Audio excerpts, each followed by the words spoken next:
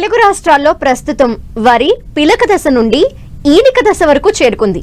అయితే ప్రస్తుత వాతావరణ పరిస్థితుల కారణంగా వరికి వివిధ రకాల చీడపీడలు ఆశించినట్టు శాస్త్రవేత్తలు గుర్తించారు. ముఖ్యంగా అగ్గి తెగులు, కాండం కుళ్ళు తెగులు, మానికాయ తెగులు ఎక్కువగా ఆశించి నష్టం కలగజేస్తున్నాయి. వీటిని రైతులు సకాలంలో గుర్తించి నివారణ చర్యలు చేపట్టకపోతే దిగుబడులు తగ్గే ప్రమాదం ఉంది. ఈ తెగుళ్ల నివారణకు రైతులు చేపట్టాల్సిన సమగ్ర సస్యరక్షణ చర్యల గురించి తెలియజేస్తున్నారు మారుటేరు ప్రాంతీయ వ్యవసాయ పరిశోధనా స్థానం శాస్త్రవేత్తలు.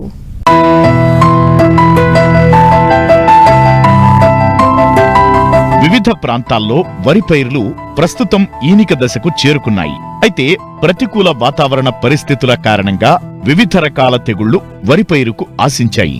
ఇప్పటికే చాలా చోట్ల అగ్గి తెగులు, కాండంకుళ్ళు, మానికాయ తెగులు ఆశించినట్లు శాస్త్రవేత్తలు గుర్తించారు. అధికంగా ఎరువులు వాడటం వల్ల కూడా అగ్గి తెగులు ఆశిస్తుంది.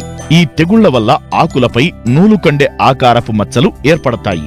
ఉధృతి ఎక్కువైతే మచ్చలు ఒకదానితో ఒకటి కలిసిపోయి పైరు కాలిపోయినట్లు కనిపిస్తుంది.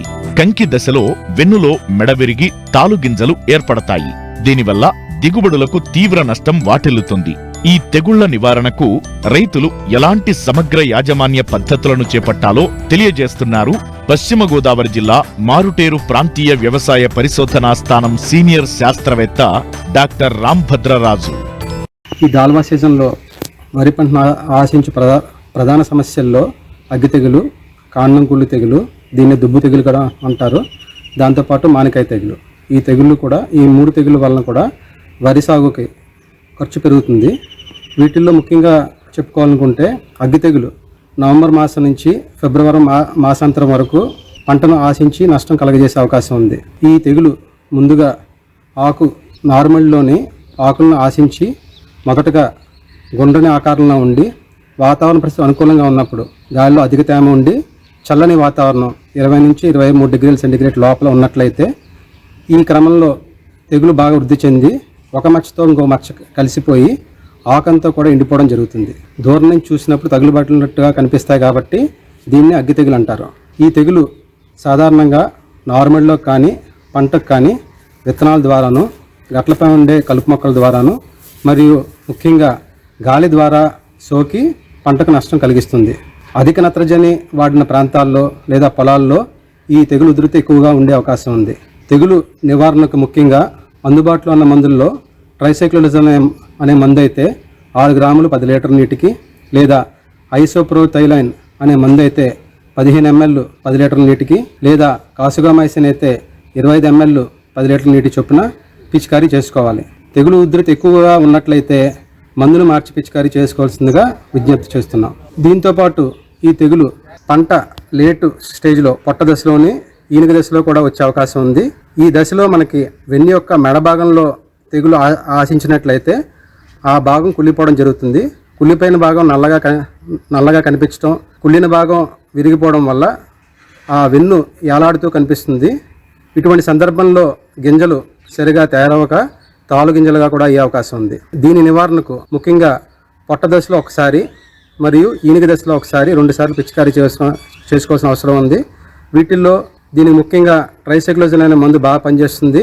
6 గ్రాములు 10 లీటర్ నీటి చొప్పున పిచికారీ చేసుకున్నట్లయితే మెడవిరుపును కూడా సమర్థవంతంగా నివారించుకోవచ్చు. మరి ముఖ్యంగా ఈ తెగులు వచ్చిన తర్వాత సస్యరక్షణ చర్యలు చేపట్టకుండా ముందు జాగ్రత్తగా తట్టుకునే రకాల ఎంపిక కూడా చాలా ముఖ్యం. ముఖ్యంగా మనకు అందుబాటులో ఉన్న MTU 1121, 1153, MTU 1156, అలాగే NDLR 7 రకం, అలాగే నెల్లూరు నుంచి విడుదలైన NLR 34449 అనే రకం ఈ తెగుల్ని సమర్థవంతంగా తట్టుకుంటాయి. కాబట్టి ఈ రకాలను సాగు చేయడం వల్ల ఈ తెగుల యొక్క ఉధృతిని మరియు నష్టాన్ని చాలా వరకు నివారించుకోవచ్చు. మరి ఇంకా ఈ దాల్వా కాలంలో రెండో ముఖ్యమైన తెగులు దుబ్బు తెగులు లేదా కాండం కుళ్ళు తెగులు. ఈ తెగులు యొక్క కారకం భూమి ద్వారా సంక్రమించే అవకాశం ఉంది.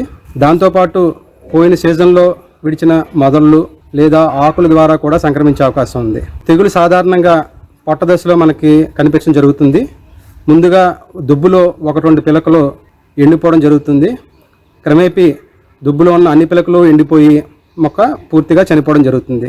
తెగులు నిర్ధారించుకోవడానికి పిలకలు చనిపోయిన పిలకలను మనం పీకి చూసినట్లయితే లోపల పరిమాణంలో లేదా గసగసాల ఏవైతే గింజలు ఉన్నాయో ఆ పరిమాణంలో నల్లని శిలీంధ్ర బీజాలు గమనించవచ్చు కాండం చీల్చి చూసినట్లయితే.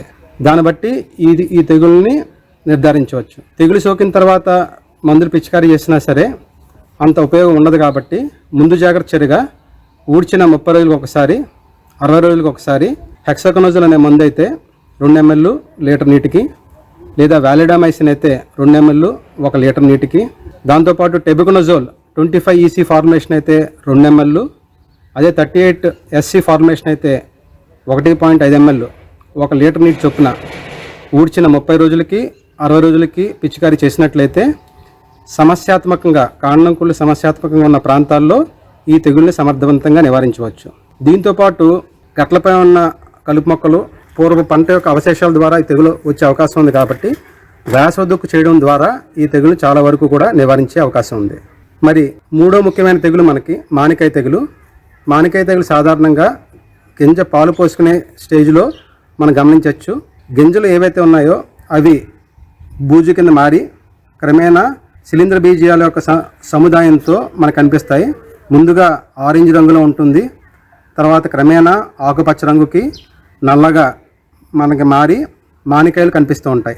దీని యొక్క స్టార్టింగ్ స్టేజ్ మనం చెప్పుకోవాలంటే పొట్ట దశలో మన మొక్క లోపలికి ప్రవేశించి క్రమేణా వృద్ధి చెంది పాలు పోసుకునే స్టేజ్లో మనం గమనిస్తూ ఉంటాం. సో దీని నివారణకు, మానికాయ తెగులు నివారణకు పొట్ట దశలో ఒకసారి, ఈనిక దశలో ఒకసారి 2 సార్లు కార్బెండిజం అనే మందు అయితే 1 గ్రాము 1 లీటర్ నీటి చొప్పున, లేదా ప్రొపకొనజోల్ 25 EC మనకి 1 ml 1 లీటర్ నీటి చొప్పున 2 దఫాలుగా పిచికారీ చేసుకున్నట్లయితే మానికాయ తెగులు సమర్థవంతంగా నివారించుకునే అవకాశం ఉంది.